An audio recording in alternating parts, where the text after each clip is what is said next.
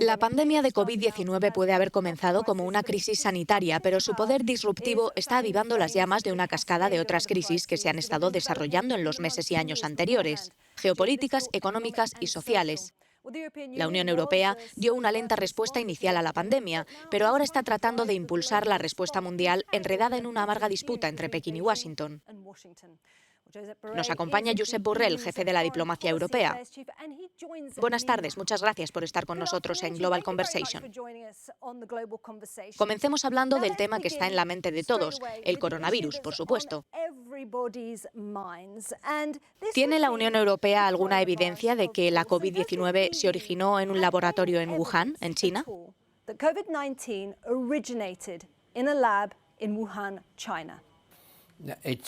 Parece que se originó allí.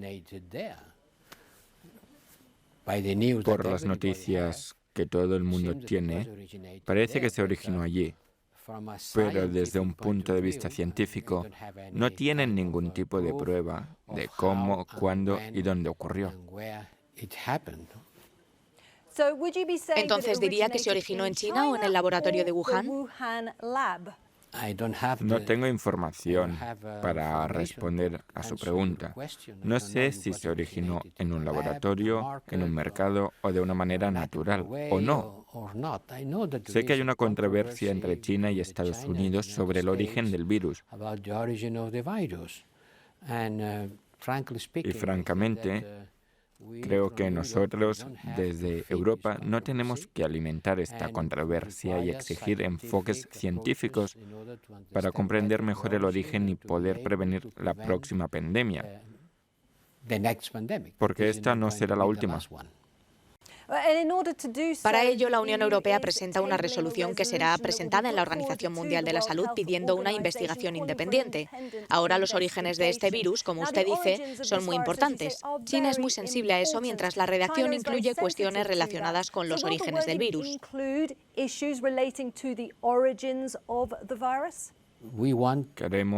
Creo que necesitamos un enfoque científico e independiente, no para culpar, sino para saber, para entender, para poder conocer mejor cómo pueden ocurrir las cosas, cómo han ocurrido, principalmente para prevenir otro caso como este. Pero los términos precisos de la resolución no puedo decírselos porque el trabajo no está terminado. ¿Cree que China permitirá alguna vez una investigación independiente sobre los orígenes de este virus?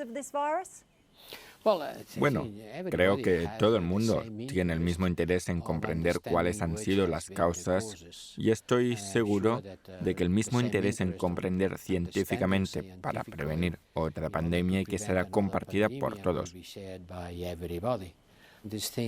Esto se ha convertido en un tema de controversia y va a envenenar la relación entre China y los Estados Unidos.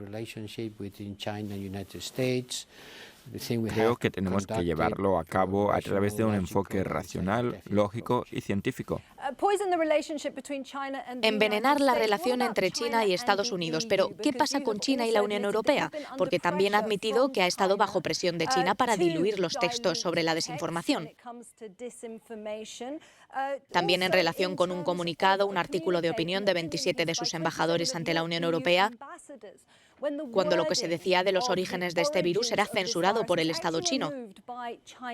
Entonces, ¿diría usted que su relación entre ustedes y China se basa en el respeto y la confianza? Tenemos una relación positiva con China. Y mi trabajo es tratar de mantener esa relación. China es un poder desde muchos puntos de vista.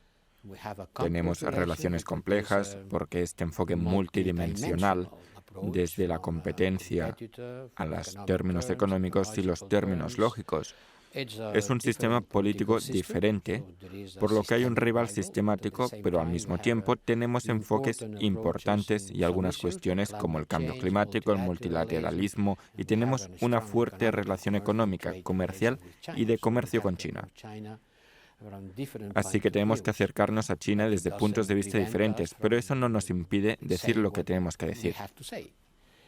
So what do you have to say then when it comes to disinformation?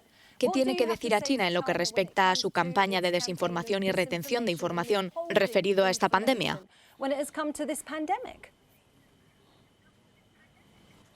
Lo que tenemos que decir es lo que hemos dicho en el informe que usted conoce porque se ha hecho público, y allí enumeramos una serie de cuestiones, de eventos, cierta información que consideramos que es parte de la desinformación. Y hemos publicado un informe sobre eso, y no ocultamos nada. Y creo que esa es una posición importante que se pone sobre el terreno a los problemas de desinformación que estamos enfrentando, no solo procedentes de China, de Rusia o de muchas otras fuentes cuyo origen no podemos identificar. Pero hoy en día estamos sufriendo una verdadera infodemia, una verdadera cantidad de información que está confundiendo a la gente y que requiere un gran esfuerzo de nuestra parte para explicar cómo son las cosas. Ha descrito a China como un rival sistémico. También acaba de hablar abiertamente de las campañas de desinformación que China ha ejercido en Europa. Entonces, ¿cómo puede China ser un socio de confianza? Bueno, no estoy llamando a China un rival sistemático hoy en día. Fue escrito en el informe estratégico de la Unión Europea entregado el año pasado. Así que no hay nada nuevo en eso. Y dije que deberían considerarlo no solo un rival sistemático, sino también un socio importante, un competidor. ¿Pero confía en Pekín? Hay muchas diferencias. ¿Puedo terminar mi respuesta? Si no le importa, ¿puedo terminar mi respuesta? Así que no miremos a China como un solo enfoque unilateral, porque, como dije, es una relación compleja. Vale, entonces haré mi pregunta de nuevo. Es una relación compleja, pero esta es una pregunta simple. ¿Confía en Pekín? Bueno, ya sabe, en las relaciones diplomáticas es habitual que los poderes presionen usando los canales diplomáticos. Cuando alguien no está contento, nos lo dice, nosotros hacemos lo mismo. Lo importante no es recibir presiones, sino cómo reaccionas a las presiones.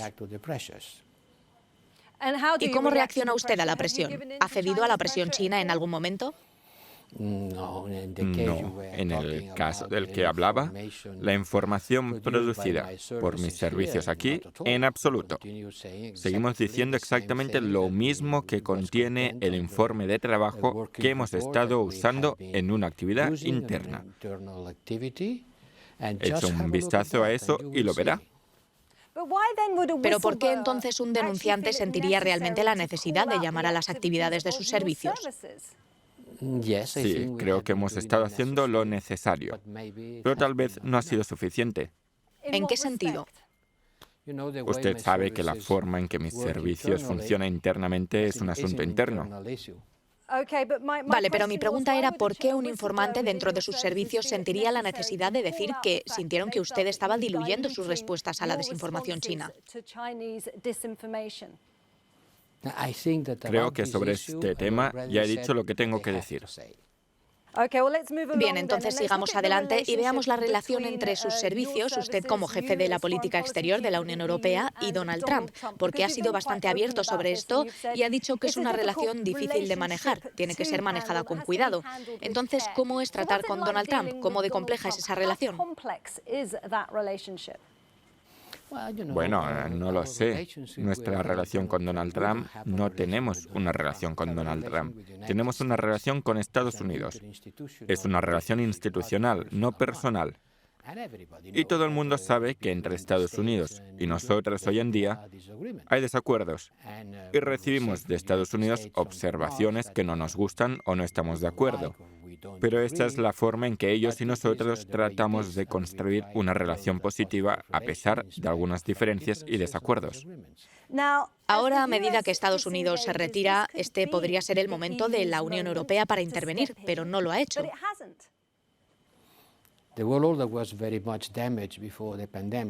El orden mundial estaba muy dañado antes de la pandemia. El multilateralismo estaba en dificultades, principalmente porque Estados Unidos se retiró del enfoque multilateral de los problemas mundiales.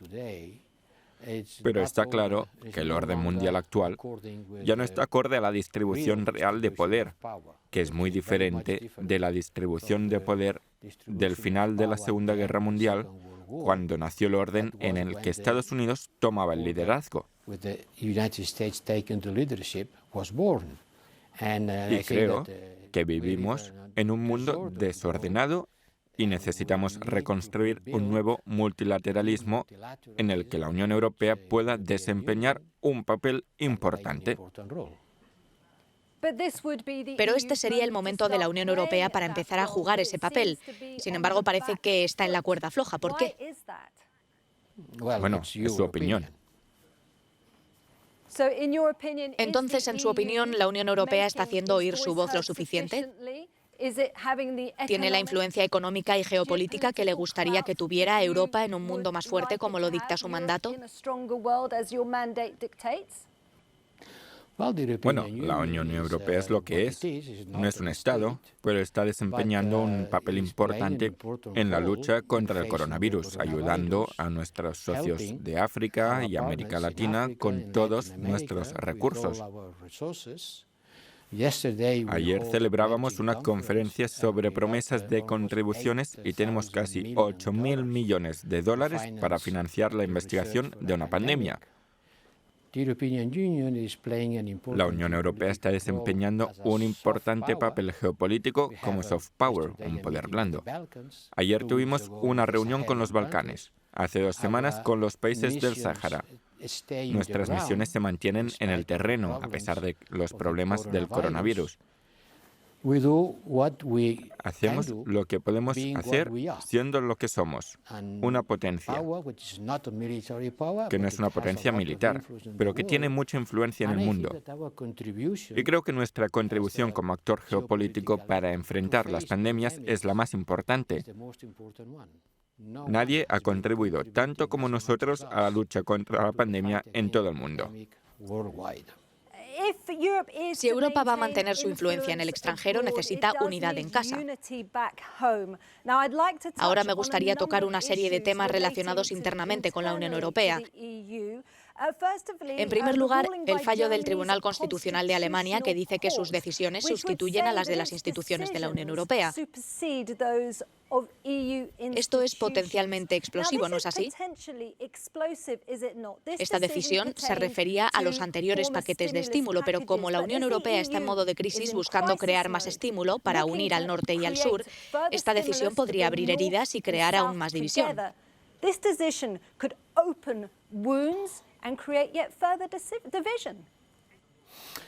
Bueno, entonces la decisión del Tribunal Constitucional alemán tiene que ser respetada, como respetamos todas las decisiones que provienen de los poderes judiciales en los países democráticos. Pero eso no nos impide estar en desacuerdo. Y ciertamente esta decisión del Tribunal Constitucional de Alemania abre interrogantes sobre el papel del Banco Central Europeo.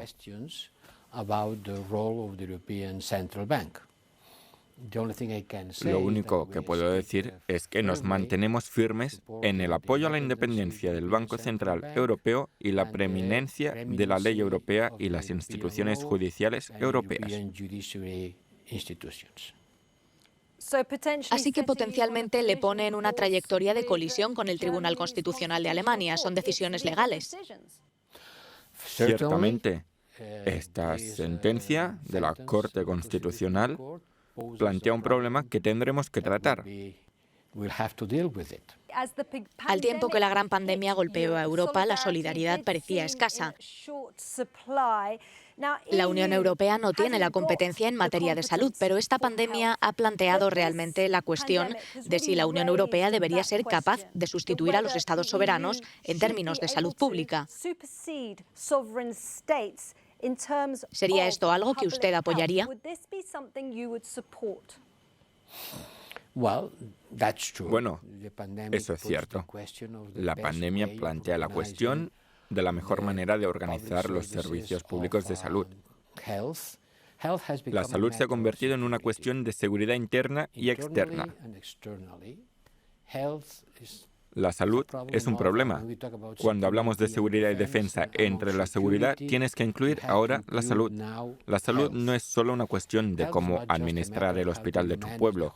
No es solo un asunto que puede ser tratado dentro de las fronteras de un país. Una pandemia no conoce fronteras. Así que tal vez sea bueno pensar qué tipo de respuesta tiene que dar la Unión Europea en su conjunto en el futuro. La coordinación puede ser una forma. Acumular recursos críticos a nivel europeo puede ser otra forma, porque tenemos que tener reservas de seguridad. No tiene sentido que cada país tenga sus propias existencias. Puedes tener una reserva europea y sería mucho mejor para todo. Pero esto es algo que debe ser discutido, pero por el momento...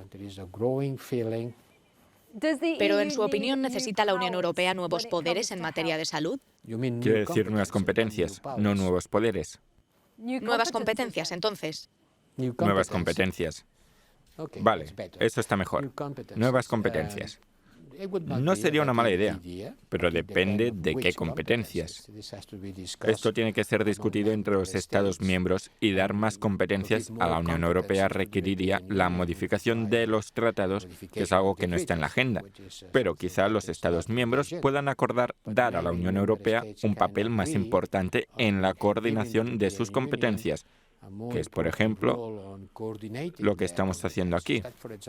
En el servicio exterior y con los ministros de defensa, tratando de coordinar lo que los militares de cada país puedan hacer para ayudar a enfrentar la pandemia y actuando de manera coordinada también con la OTAN. Y pasando a otro tema ahora brevemente, señor Borrell, una de las otras bajas de esta crisis ha sido la democracia. Después de la COVID-19, Freedom House ha rebajado a Hungría y ya ni siquiera la considera como una democracia. Y teme que Polonia pueda seguir el mismo camino también. ¿Admite usted que la Unión Europea ha fracasado en lo que respecta a la defensa de los principios de la democracia en sus Estados miembros?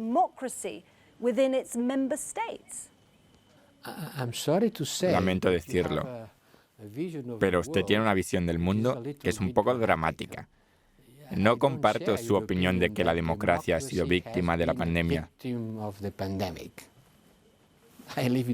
Vivo en un país democrático, tanto hoy como ayer, y esto sucede para todos los europeos. Puedo entender que quiera hablar del riesgo de que las medidas adoptadas para hacer frente a la pandemia puedan crear una cierta, digamos, dinámica sobre las libertades individuales. Pero no puedo aceptar que la democracia haya sido víctima de la pandemia. En los casos de Polonia y Hungría, ya ha sido una decisión de la Comisión con respecto a Polonia. Y se está estudiando por parte de los servicios de la Comisión la reacción que tenemos que tomar con respecto a Hungría. Y quiero decir claramente que la Unión Europea seguirá siendo una unión democrática basada en el respeto al Estado de Derecho y los valores democráticos. Y esto será con pandemia o sin pandemia. ¿Puede ser una unión democrática si uno de sus Estados miembros ya no es considerado una democracia?